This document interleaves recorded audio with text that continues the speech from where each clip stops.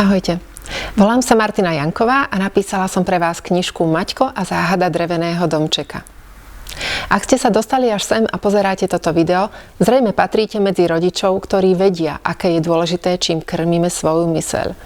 A platí to už od detstva. Prvé roky života formujú našu osobnosť. Už vtedy si zapisujeme do podvedomia vzorce správania, ktoré nás budú sprevádzať po celý život. Ak sú tieto vzorce neprospešné, trápime sa vecami, ktoré nevieme zmeniť. Berieme si slová druhých osobne, alebo druhých odsudzujeme.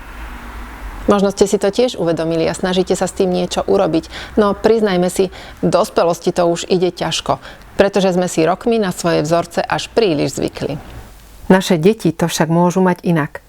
Od malička im môžeme ukazovať, ako žiť s ľahkosťou, s empatiou a ako si tvoriť život, ktorý sa im bude páčiť.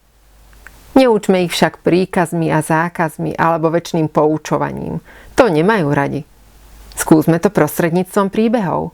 A práve také príbehy vám ponúkam aj v knižke Maťko a záhada dreveného domčeka.